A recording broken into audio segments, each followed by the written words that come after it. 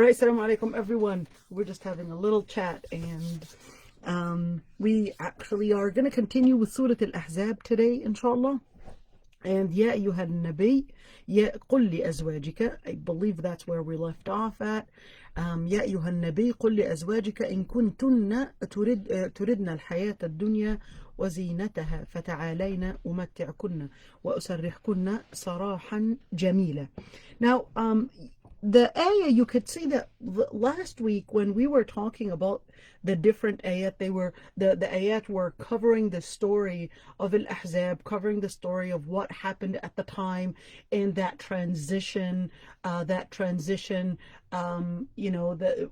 the Prophet ﷺ, the dealing with the munafiqeen, dealing with the Ahlul Kitab that were plotting, and also with Quraysh that were plotting against Islam and pretty much to eliminate Islam, to right now moving into a different thing, which is Ya ayyuha nabi qul li azwajika in kuntunna turidna al-hayat ad-dunya. But here's the thing.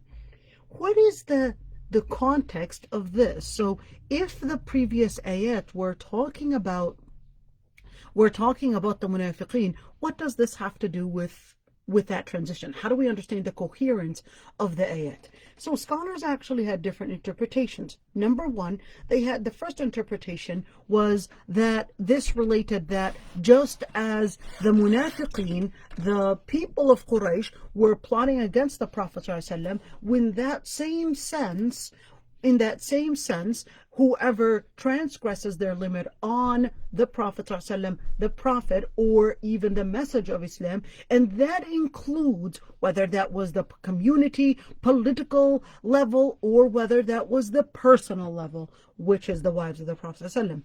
This is the first interpretation. The second interpretation actually said that no, the coherence with this was more of the chronology that related to this. What happened? They said, well, right after Bani Qurayza, Banu Nadir, and of course the Muslims were considered at the time.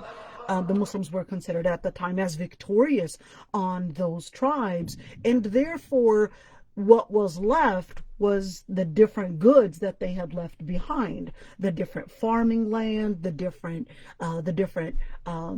spaces that they had left, whether it's Bani Nadir, whether it's Khaybar, whether it's Qurayza. All that space became pretty much as income for the Muslims. Well, that included the whole Muslim community.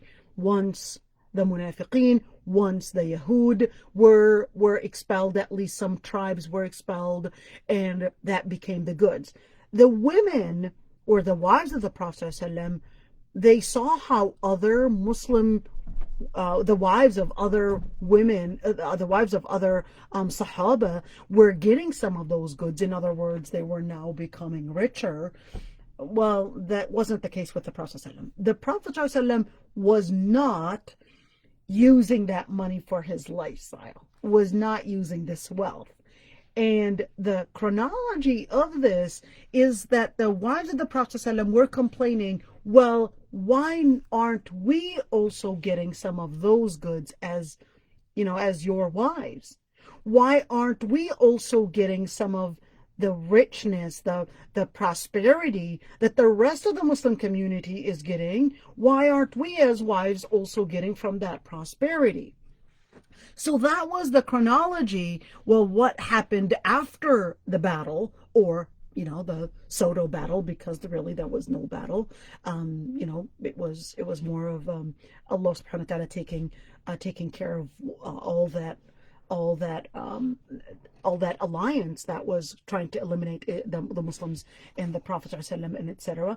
Now here, the chronology of it is the outcome. The women seeked more prosperity. The wives of the Prophet ﷺ seeked more wealth, etc. So that's when that ayah was revealed, saying, Ya ayyuhan nabi, O Prophet of Allah. Now this is, why did it say Ya ayyuhan nabi or Ya Muhammad? Well, this is in order to tell the Prophet ﷺ and to tell others and to tell the wives of the Prophet ﷺ that he is directing the words as the position of a prophet. He's directing the words to the Prophet ﷺ from the perspective, from the angle of his position as a prophet. Now, as a prophet, قُلْ لِأَزْوَاجِكَ, tell your wives. This is directing the words to the Prophet ﷺ's wives. Tell your wives. So in other words, this is the word of Allah subhanahu wa ta'ala telling the Prophet ﷺ to pass it on to the wives of the Prophet ﷺ. And this is really important because this is a direct order just for the Prophet ﷺ, the Prophet ﷺ's wives. إن كنتن تردن الحياة الدنيا وزينتها.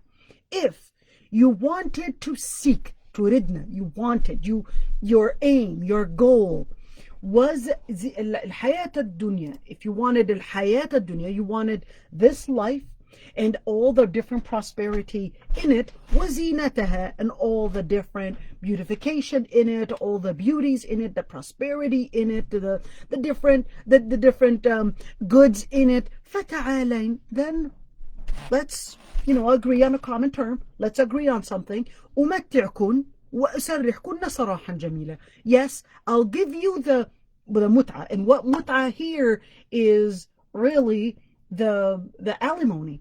So the alimony is what it's referring to, that you'll get the alimony. وَأُسَرِّحْكُنَّ سَرَاحًا جَمِيلًا, and I'll let you basically get your divorce decree, and I'll let you move on.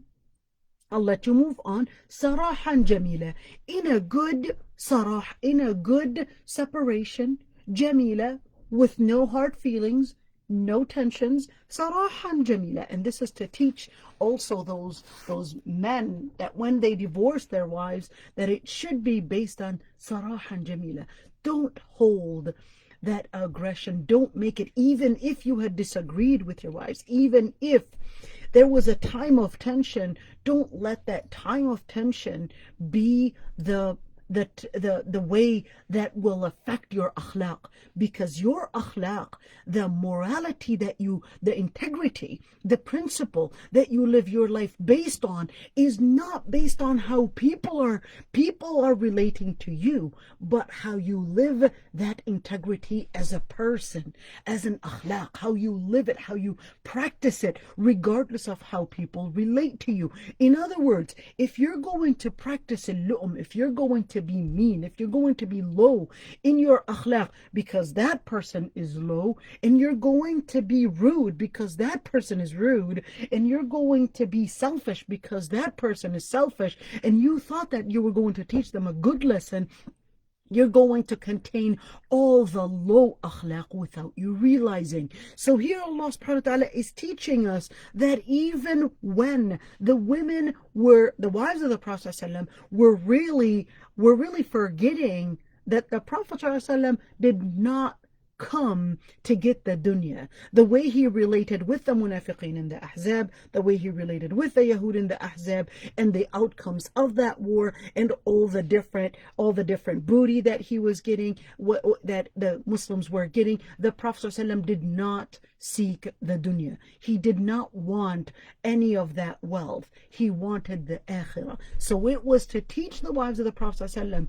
that the Prophet ﷺ was actually living the akhlaq of a nabi, was living the morality of a prophet, was living the morality of a prophet, which means al-iqbal ala dunya wa tark al-akhirah, to aim for akhirah and leave the dunya. When the aim is akhirah and not dunya, so here the Prophet ﷺ says, you know what, if you want the dunya and the beauties in it and the different goods in it and all that, well, that's not what the Prophet is aiming.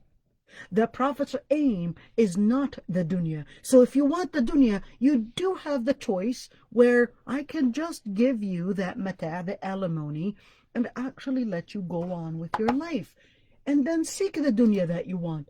But that's not what you are going to expect living with the Prophet. With living with the Prophet, his aim, his goal is the akhirah, not the dunya.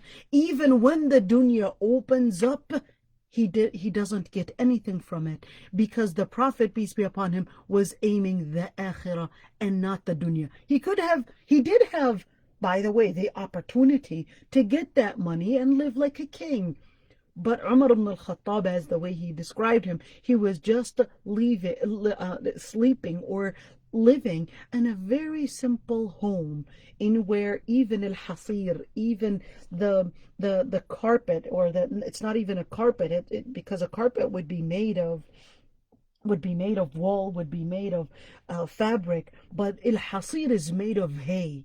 So al-hasir is made of hay, in where maybe somebody can help me know what that word is. I know there's a specific word for it. Al-hasir is made of hay, in where it's just hay woven into a straw mat. There you go. It's like a straw mat, and that's what the Prophet ﷺ had. Even though during that time they did have carpet. They did get those goods from Persia, but that's not what the Prophet ﷺ actually wanted. وَإِن كُنتُنَّ تُرِدْنَ اللَّهَ, and if you wanted Allah and His Messenger, وَالدَّارَ الْآخِرَةِ. Now, this is to continue and complete the interpretation that if you wanted dunya, that's not the aim of the Prophet. That's not what the Prophet ﷺ is heading to.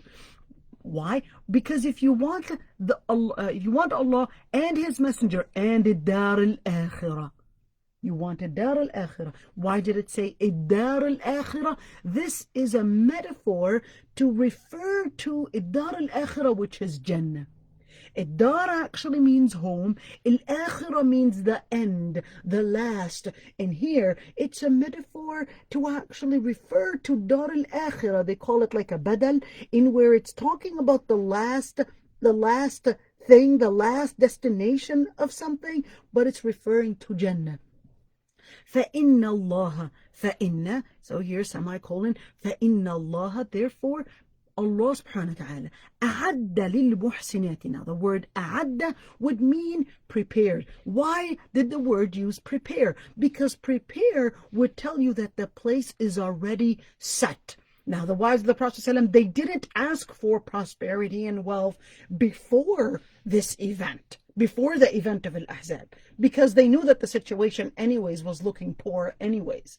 Now that's why when they wanted that, that's why Allah subhanahu wa ta'ala is saying, well, أَعَدَّ لِلْمُحْسِنَاتِ, that Allah subhanahu wa ta'ala prepared it. You don't have to do anything to it. You don't have to get, in this dunya, in order to get a house, you have to work to get a house, you have to get the money, you have to, there's a lot of energy to put in, but all you need to do, أَعَدَّ لِلْمُحْسِنَاتِ, all you need to do to get this dar al-akhirah that is already prepared, that is already fully furnished and with all the different things that you need in it, لِلْمُحْسِنَاتِ. للمحسنات, lil is actually to المحسنات. Now المحسنات it didn't say للمؤمنات, but it actually said المحسنات. Now the word muhsin is actually higher than the word mu'min. The word mu'min is higher than the word Muslim. Now here we go, للمحسنات. So in other words, your goal as the wives of the Prophet, peace be upon him, is to get to the highest level, which is al-muhsinat, to be at the level of ihsan. Why? Because you, as wives of the Prophet ﷺ, you're at a different level. Your understanding, your aim as wives of the Prophet ﷺ is to actually be as the Prophet ﷺ is, a role model to the rest of the believers. And I want you to keep this one in mind, which is the role model to be for the rest of the believers, because down the road this term is going to come back again. لِلْمُحْسِنَاتِ مِنْكُنَّ أَجْرًا عَظِيمًا. In other words, from the muhsinat, from you, minkun, which minkun, from the wives of the Prophet ﷺ. That whoever is at that level of ihsan, that Allah subhanahu wa ta'ala had prepared them ajr. Why the word ajr?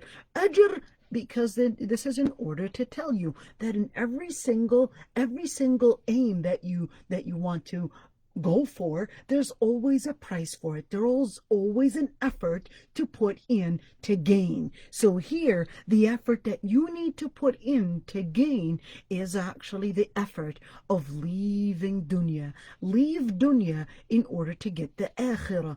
Don't let your aim be the dunya. And this is really important to actually focus in, where all that the Prophet ﷺ was living in throughout his life was really poverty, simplicity, a very simple life, even though he did have the opportunity to live a rich life. And this is really important to mention, because even in the akhirah, the fuqara al-muhajirin and fuqara al-ansar actually enter Jannah before the rich. They enter Jannah before the rich, even though they were the ones that were spending for the sake of Allah subhanahu wa ta'ala. That's why the Sahaba, the poor Sahaba, they went to the Prophet ﷺ and they said, ذهب أهل الدثور بالأجور يصلون كما نصلي ويصومون كما نصوم. They went to the Prophet ﷺ. They said, the people that are rich, they actually got the most of all the rewards. In other words, they got the most rewards. Why? Well, they've got the money to give the sadaqah, and they have all that. We don't really have it. If we would have had it, we would have probably donated just like they would have donated. Just like they're donating, we would do the same. And here they're praying just like we would pray, and they're fasting just like we are fasting. So that's when the Prophet ﷺ told them, didn't Allah subhanahu wa ta'ala give you something that you could donate? And then he told them, إن بكل تسبيحة صدقة وبكل تكبيرة صدقة, with that dhikr. Now that's the same thing, in where for every single preparation, for every single reward, there has to be an effort to be put. And here, أجرا عظيما, meaning the effort of what struggle you go through, even if it's poverty, Allah subhanahu wa ta'ala had prepared a reward. In other words, a payment for the struggle that you're going through, living as the wives of the Prophet ﷺ, and in the lifestyle that he's living in, which is to aim at akhirah. Azima, magnificent reward. A magnificent reward is really to suit that the more you put in an effort, the more you put in an effort, the more you spend in for the akhirah to get to the level of al-muhsineen. This is going to be the reward. It's not all the same. That's why not all good behavior is really the same. Not everything evil is really at the same level. They are at different levels. And that's why not all people are the same as well. Not all good people are at the same level. And that's why there are different levels. We're going to get to that as well. Ya Nisa an-Nabi.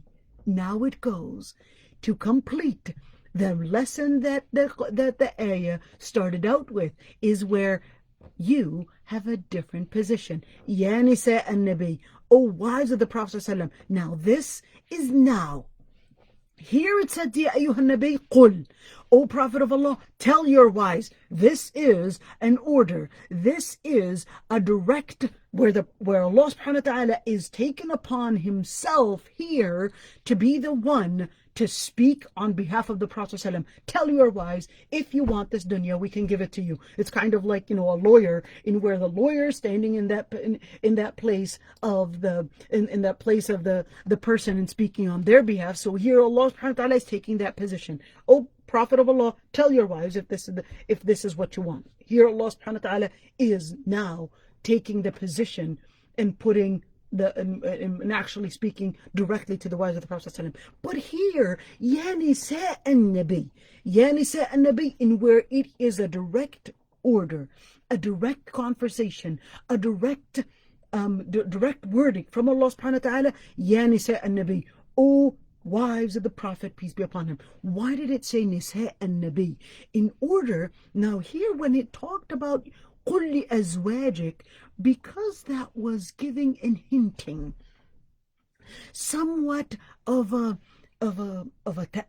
ta'nib, or somewhat of a tabkit. In Lugha Arabiya, ta'nib or tabkit, in where it is you're not at that. Once you wanted the akhirah, Allah subhanahu wa ta'ala didn't talk to them directly. and actually said, "O Prophet of Allah, tell your wives, just pass it on." But here, Ya Nisa an-Nabi, now it's talking to them directly, giving them the level of tashrif, giving them the level of honor. But their honor is not because of who they are, but who they are married to, as the wives of the Prophet ﷺ. مَن يَأْتِ مِنكُنْ, whoever yati. Now here yati is more, when we say yati, is more of ita, is more where the person is embracing a certain behavior. The person, when they embrace a certain behavior, that particular behavior becomes who they are. Unlike postmodernism, in where it considers that, no, you're not judged by your action, but in Islam, no, you are actually by your action. That's how you're going to be judged in the dunya and even in the akhirah. You're a mu'min if you practice iman. You're a muhsin if you practice ihsan. It's totally different in Islam. مَن يَأْتِ مِنكُنَّ, whoever embraces or whoever practices a certain behavior. What? Min kun, from any of you. Why? Because you're at a different level. You are a role model because you live in the household of the Prophet ﷺ. You are going to be judged in a different way. مَن يَأْتِ مِنكُنَّ بِفَاحِشَةٍ مُبَيِّنَةٍ, whoever practices any fahisha. Now, the word fahisha in the Quran, if it is actually mu'arrafa bi-al, if it has an al, this one, al-fahisha, would mean zina. But if it's fahisha without giving it the identifying article al, then that would mean a general sin. Any sin, any transgression. So here, مَن يَأْتِ مِنكُنَّ بِفَاحِشَةٍ مُبَيِّنَةٍ, any sin, any clear sin. Maybe this is not talking about the sin that may not be clear, that may have that gray area, but this is actually talking about a sin where it is documented. It is clear in the Quran. It was clarified by the Prophet ﷺ that this is against Islam, that this is against the teachings of Allah subhanahu wa ta'ala and His Prophet. This is a fahisha mubayyina. This is a clear fahisha. And this is really important to say because there are many things that are clarified in the Quran and in the Sunnah, and to actually consider it as, oh, Islam didn't give any clear sin or didn't talk about that, which is the claim of al-Qur'aniyin, that we're not going to go back to the Sunnah, but we're enough with the Quran, and right now it's another interpretation, or I don't want to call it interpretation, let me call it deviation that we're going into, in where we're getting the progressive Muslims saying that Quran was more giving inspiration but didn't actually say halal haram. It's just you to get inspired and to try to live up to that inspiration. Absolutely not. No, Islam did regulate certain things. Fahisha, the word fahisha would actually mean it is a transgression. It is going beyond the limit. يُضَاعَفْ لَهَا الْعَذَابُ ضِعْفَيْنِ. There is another qira'ah, يُضَاعَفْ لَهَا, and I want you to look at here. The word يُضَاعَفْ actually came in what is mabni, well here not lil-majhul, but mabni in where the person is not actually mentioned. Yuda'af, meaning that it will be increased, it will be multiplied. What will be multiplied? The torture. All right, the torture will be multiplied. The al-adhab, the punishment will be multiplied. And I want you to look at here, because if you look at the ayah that is equivalent to it, look at the ayah that is equivalent to it. Here yuda'af, but here nu'tiha ajraha. Here it didn't say who, because Allah subhanahu wa ta'ala is so rahim that even when He talked about the punishment, He didn't say, I will adha'if laha al-'adhabu da'fayn. He didn't say, I will increase or multiply the punishment and the torture. But He said, it will be multiplied. It will be doubled. It will be increased. But when The word was relating the reward. The ayah actually says, nu'tiha, I will grant her the reward, twice the reward.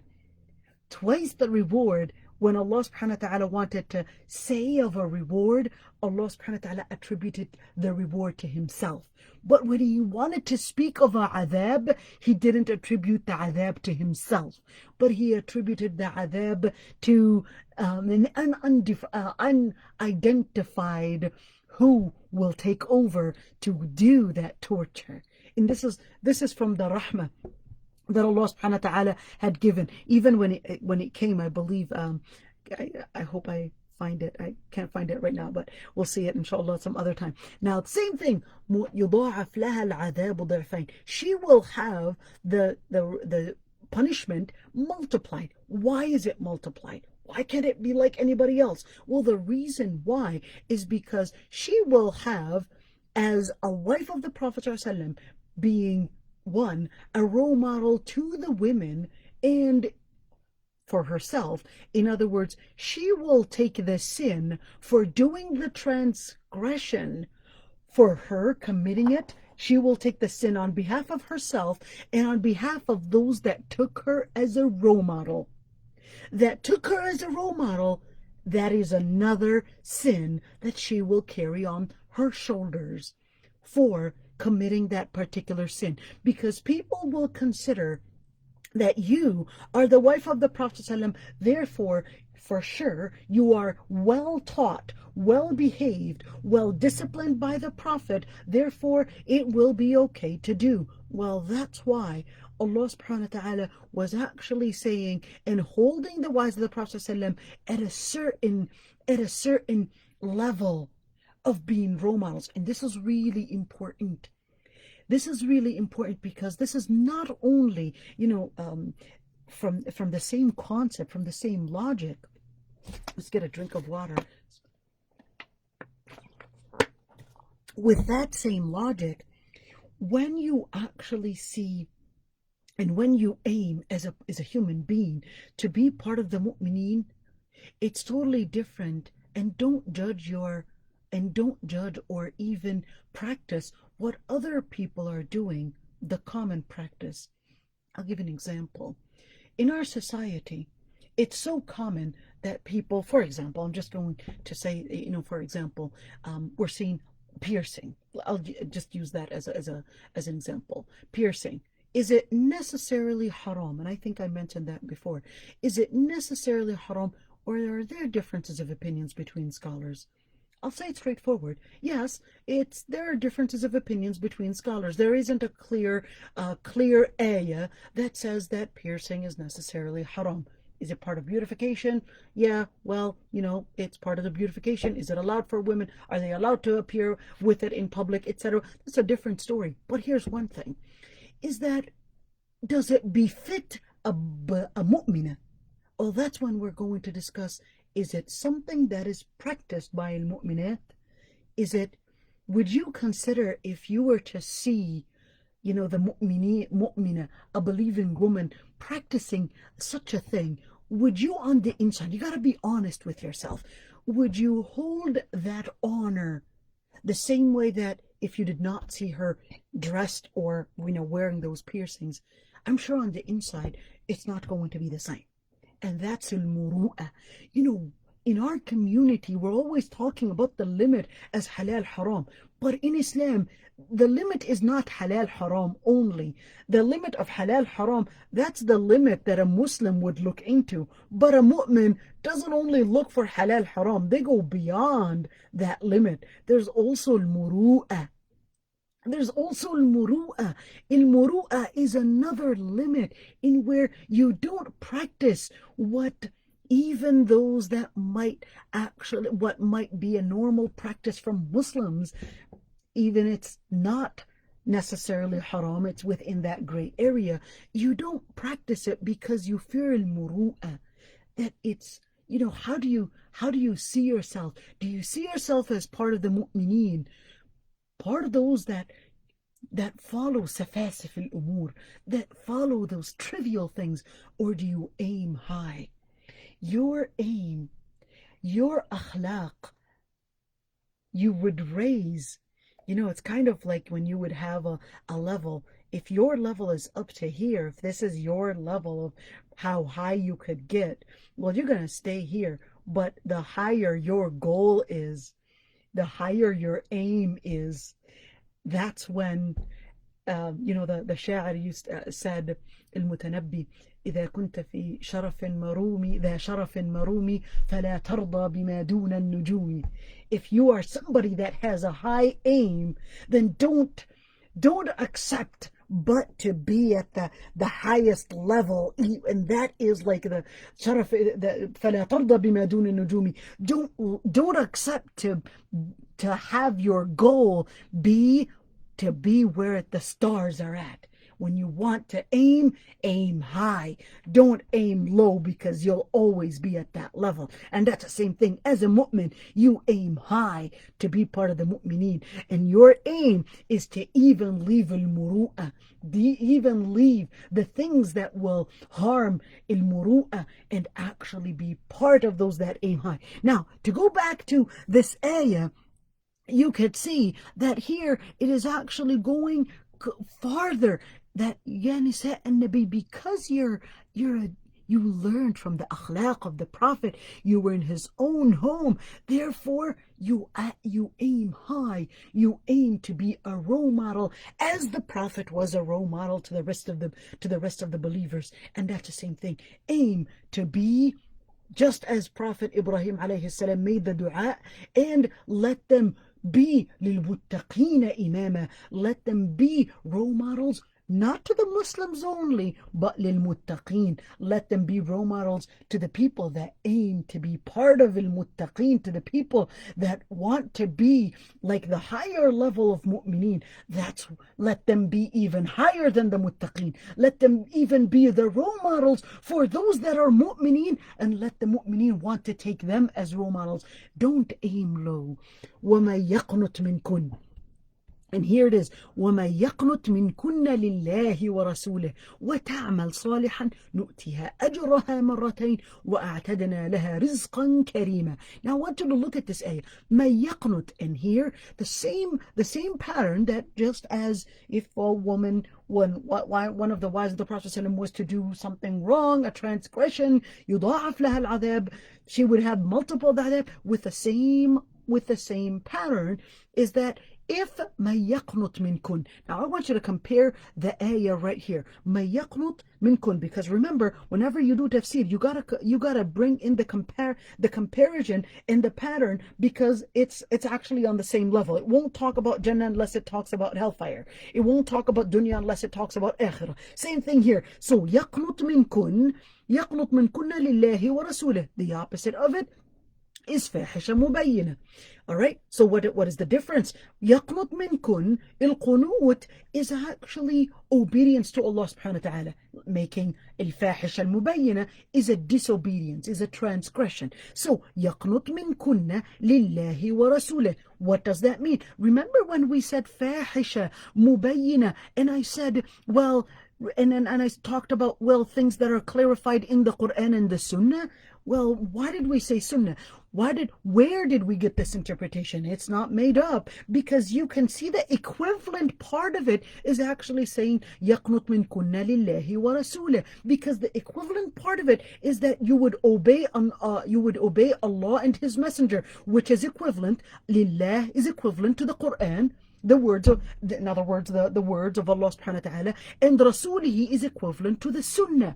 So when we talk about can the Sunnah actually say that a haram thing, can the Sunnah itself actually be an evidence to prove something as haram or not? Absolutely. Now we could see the equivalence to it, that it's actually obeying Allah and His Messenger, meaning mubayyina, where it's clarified either in the Quran or in the Sunnah. Here's the whole thing. You cannot do tafsir and take out the coherence of the ayah. وَتَعْمَلْ صَالِحًا. تَعْمَلْ صَالِحًا. Why? Because when we're talking about تَعْمَلْ صَالِحًا, it is actually equivalent. Let's go right here.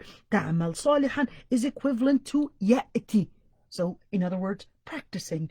In other words, behaving. So when we say يأتي منكن, this is equivalent to a certain behavior. What do you do in action? In other words, the action itself is the place that is going to determine your position in this dunya and even in the akhirah. وَتَعْمَلْ صَالِحًا, and does what is good. وَتَعْمَلْ صَالِحًا. So why did it say وَتَعْمَلْ صَالِحًا? Because تَعْمَلْ صَالِحًا is what is explained in the Quran and also Sunnah. In other words, when you want to talk about morality, when you want to talk about ethics, you actually have to go back to the resources of what Allah subhanahu wa ta'ala had defined as al-amal al-salih or al-amal al-fasid.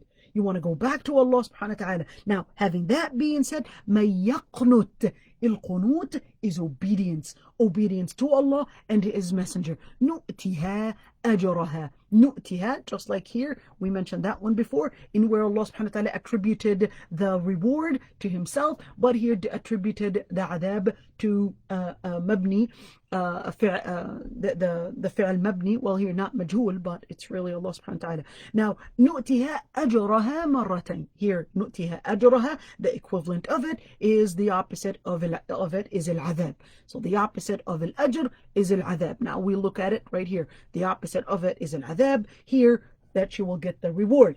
مرتين. Here, مرتين. And here, ضعفين. So why did it say ضعفين? And here it said مرتين. ضعفين is not necessarily to mean in Arabic. الضعف is not necessarily to mean times two. It doesn't necessarily, or to the power of two. It doesn't necessarily mean that. ضعفين can mean it is increased. It can mean it is increased, and it can mean it is multiplied, and it can mean it is doubled. So it means a number of things. But here, مرتين, she will get the reward 2 times. In other words, it explained it. And in fact, because of rahmah from Allah subhanahu wa ta'ala, Allah subhanahu wa ta'ala didn't hear it is more of increase. But here it's saying no, literally, it will be multiplied. It clarified it. It was saying مرتين to mean it will literally be multiplied as a reward. But here the adhab will be increased. وَأَعْتَدْنَا لَهَا رِزْقًا كَرِيمًا. أَعْتَدْنَا لَها here كَانَ ذَلِكَ عَلَى اللَّهِ يَسِيرًا. That to multiply the adhab is actually really easy on Allah subhanahu wa ta'ala, because anyways He controls your life. He controls He's able to control your life. He controls your life. He controls everything that your life and death are really what you are in. So here أَعْتَدْنَا لَهَا رِزْقًا كَرِيمًا is also equivalent to the other part in where Allah subhanahu wa ta'ala أَعَدَّ الْمُحْسِنَاتِ مِنْكُنَّ أَجْرًا, that scared me, مِنْكُنَّ أَجْرًا عَظِيمًا. So here, just as equivalent to that, in where Allah subhanahu wa ta'ala أَتَدْنَا لَهَا رِزْقًا كَرِيمًا, not only will it be عظيم, but it will be abundant. It will be in a generous amount.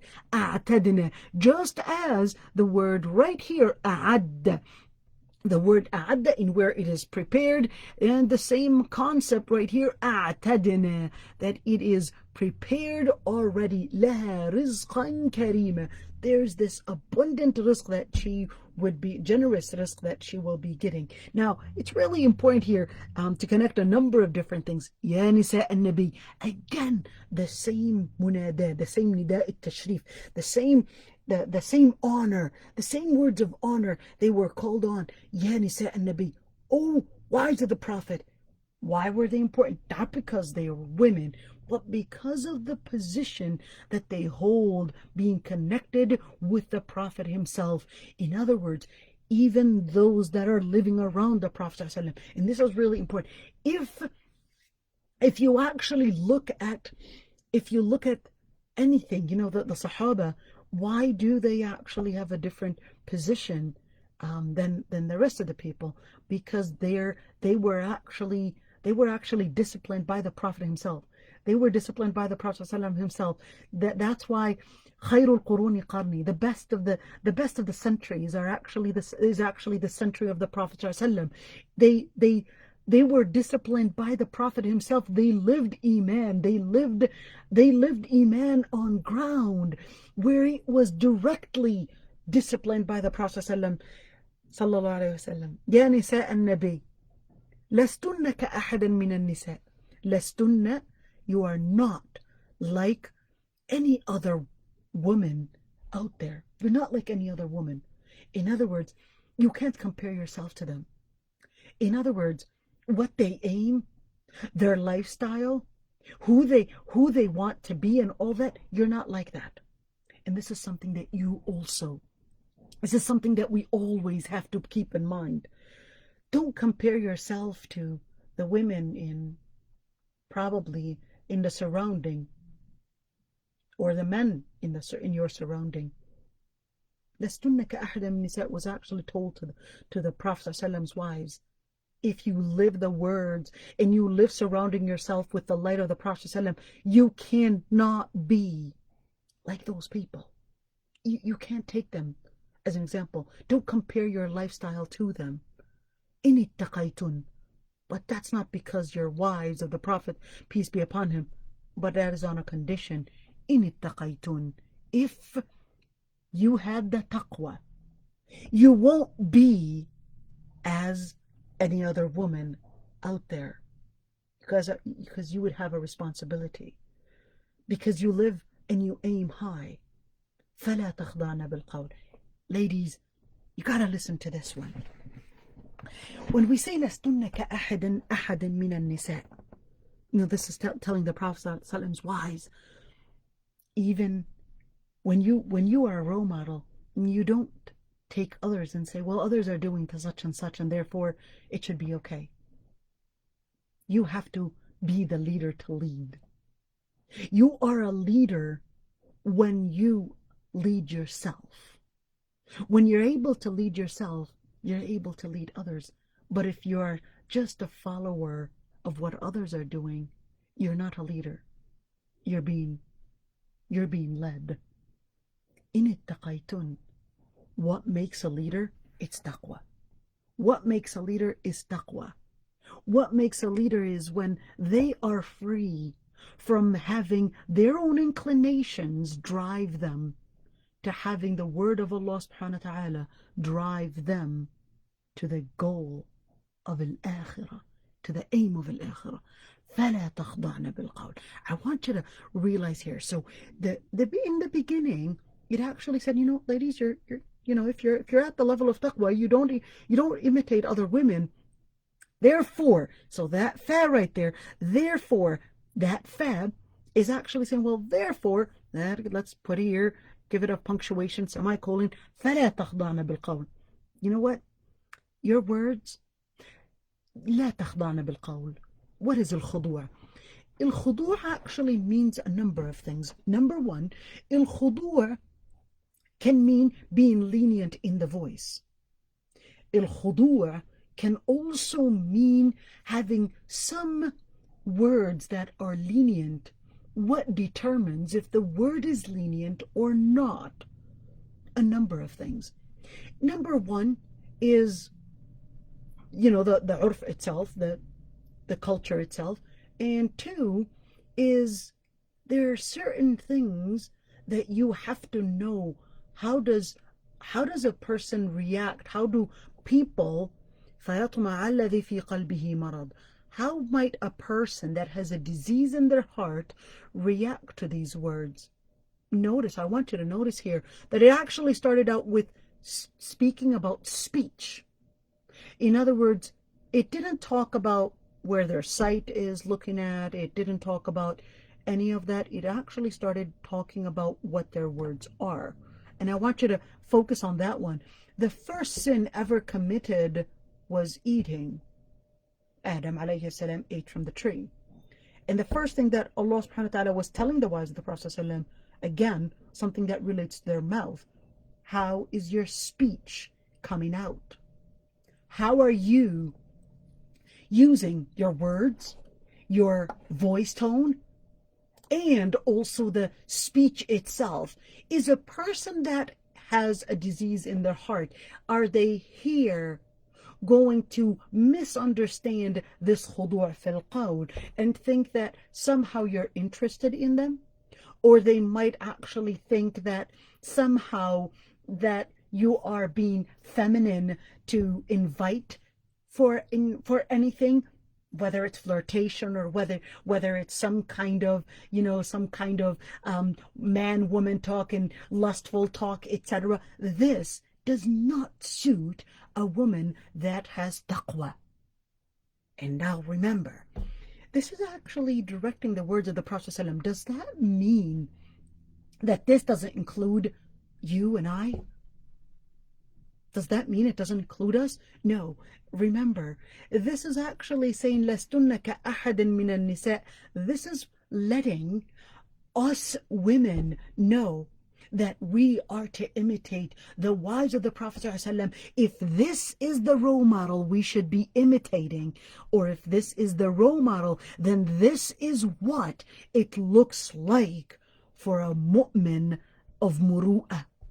A mu'min is of muru'ah. So if the wives of the Prophet ﷺ, this is the practice of the wives of the Prophet ﷺ, and this is what they were told to do, well, you, as not a wife of the Prophet ﷺ, it doesn't tell you that you have the right to do this, but it is also telling you this is what even the wives of the Prophet ﷺ were told to practice.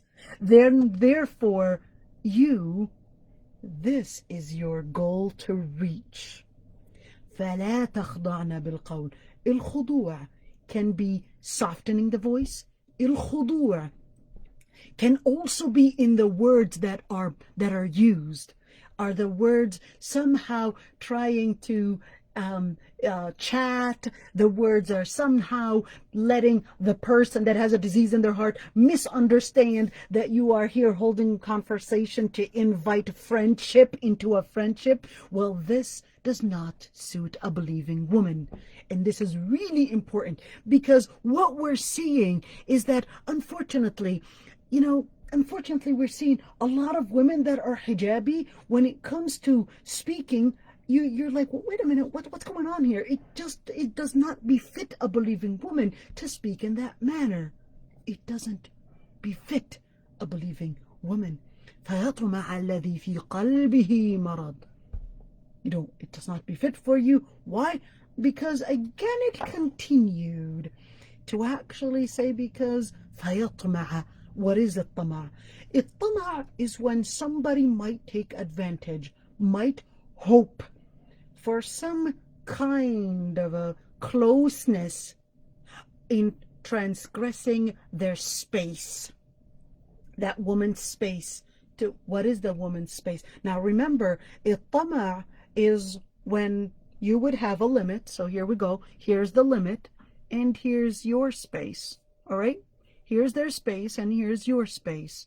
الطمع is when they would lurk.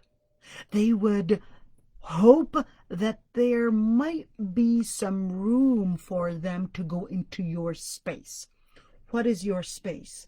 Your space, your area, your conversation, your limit as a woman, your honor as a woman, in where this person thinks that they can transgress and make a long conversation because you're a woman, and they can hold a long conversation with you. This is transgressing the space. The limit is supposed to be limited to the conversation where it is for darura. Once this person is transgressing the limit of a darura, this is a tama. This person has gotten out of the area that they're supposed to be limiting themselves into. But the ayah is also saying, فَيَطْمَعَ الَّذِي فِي قَلْبِهِ مَرَضٍ, and also considering that, even if a woman were to actually not do khudu' bil qawl, a person that doesn't have a disease, even if a woman was to practice al-khudu' bil qawl, a person that doesn't have a disease in his heart, that doesn't move him a bit. But a person that has a disease in his heart, a simple khudu' bil qawl might actually move him and have him transgress the limit, because he's got a disease in his heart. So here the ayah is actually saying, don't do that, because you need to maintain your honor. You need to maintain your honor by maintaining the position that you are in and not having anybody transgress your space. Because once your space is transgressed, then this dishonors you and dishonors the position that you are in, and therefore dishonors the position of being a wife for the Prophet himself. This dishonors the Prophet himself. Same thing for a believing woman. Don't dishonor, although this is a little maybe off, I'll say the story, although it's probably not related, but you can. My sister was, she told me the story, and we live right till Masjid al-Aqsa. Right until next to, literally, it's like a minute and a half away. And on the doors of Masjid al-Aqsa, there are Israeli police that are keeping all your documents up at the door and all that. Masjid al-Aqsa is occupied right now. So my sister was stopped by an Israeli IDF officer, whatever you want to call them. They're stopped right there. She was stopped at the door. Interrogation, short interrogation, but she was stopped. A young boy, look at the muru'ah that, mashallah, I must admit, yes, there are so many things that are so many things that are happening around Masjid al-Aqsa and in specifically in the old city of Jerusalem, so many different things that don't befit, but I must admit, there are many men that I'm extremely proud of there. Anyhow, a young boy who's around 6 or 7 years old, look at, because we're living in occupation, he stands to the police, the Israeli police, and says, "What are you doing with my sister?" Remember, this is just a young boy that's passing by, but he couldn't handle seeing my sister being interrogated by the police. He said, "What are you doing with my sister?" stopping her in the middle of the way. And the Israeli police said, "Sa." In Hebrew, that means just go. So the little boy said, don't tell me, Sa. No, I'm asking you, what are you doing with my sister? This is my sister and I'm waiting for her. We're going to go together to school. So the police officer just said, Sa. He just yelled at him and he said, just go. But the boy said, I'm not going to go. What are you doing with my sister? I'm not going to move, not a single bit, until you let my sister go. And my sister just, you winked at him and said, it's okay, I'm safe, you can go. And he's like, I'm not going. Look at this. This is a 6 or 7 year old young boy living in this. Subhanallah, when she told me that, it just gave me the shivers. It gives me the goosebumps to see how, mashallah, living in that, you could see men, 6 and 7 year old boys that can be men. And you can have men that have a beard and six-pack and act like little babies. This is the difference between a man and a person of chivalry, and between a man that looks like a man, but in reality they're just little boys. I know this might, subhanallah, I don't know why, but I had to say the story here when فَيَطْمَعَ الَّذِي فِي قَلْبِهِ مَرَض, where, and the story happened to me as well. I was actually walking in Palestine, and it was early morning, and I'm going to Masjid al-Aqsa. And going to Masjid al-Aqsa, I must admit, I didn't expect that the streets were going to be empty. I went to Masjid al-Aqsa, prayed Fajr there, and on my way back now, the street that takes me to my home in Masjid al-Aqsa is right next to Ha'at al-Buraq, or what is known as the Western Wall, which is the occupied wall from Masjid al-Aqsa. I'm walking, and right next to me was one of the Orthodox Jews coming out of what is called al-Kotel, or what is called Western Wall, and coming out, and I must admit, I know that these people might attack. So I'm walking, and I'm walking fast because I'm worried that I might get attacked by this Orthodox Jew, the Wazwaz, that was walking down. And right behind me, I didn't know there was somebody behind me, but I could see that there was this Orthodox Jew that was walking next to me. So right behind me, I all of a sudden hear a voice saying, "My dear sister, I'm right behind you, right there. Don't worry." What he wanted to tell me, I don't know the man, I didn't even see his face, but he wanted to tell that Orthodox Jew that this woman is not alone. I'm here. You dare to do anything, and I'll be there to whack you. This is something that I truly miss, and I truly adore living in the times of al-Masjid al-Aqsa. It was something, that I've seen many times. And subhanallah, it's beautiful to actually see men with chivalry in where they didn't have diseases in their hearts. I'm not saying that everyone in Masjid al-Aqsa or in al-Quds is like that. I'm not whatsoever. That's not what I'm claiming. But subhanallah, it's something that I would like to mention, that there is khair still in our modern times. There is still khair. وَقُلْنَا قَوْلًا مَعْرُوفًا. So just as you don't want and those people to transgress the limit, your space, وَقُلْنَا قَوْلًا مَعْرُوفًا. قُلْنَا قَوْلًا مَعْرُوفًا. This is to clarify that not خُضُوع بالقول, not being lenient in your voices, it doesn't mean that you don't speak. And that's where it actually says وَقُلْنَا قَوْلًا مَعْرُوفًا. And say what is ma'ruf. Say what is, one, good, and two, what is, in other words, the circumstances that are needed in where you need to say the good things, and you need to also consider the circumstances that you're in al-urf, that is. Al-urf. So when we're looking, وَقُلْنَا قَوْلًا مَعْرُوفًا, this is in order to tell us that this is not to silence women. This is not silencing women, but this is actually elaborating that this is not to silence, but this is asking you, say what is good, but make sure when you say what is good, you say it in the proper manner, in the amount needed. Don't excel in that conversation because you want to make sure that you preserve your honor. Preserving your honor is not only in the words and how you say it, but preserving your honor can also include how many times وَقَرْنَ فِي بُيُوتِكُنْ, ordering the Prophet's wives, وَقَرْنَ فِي بُيُوتِكُنْ, and dwell in your homes.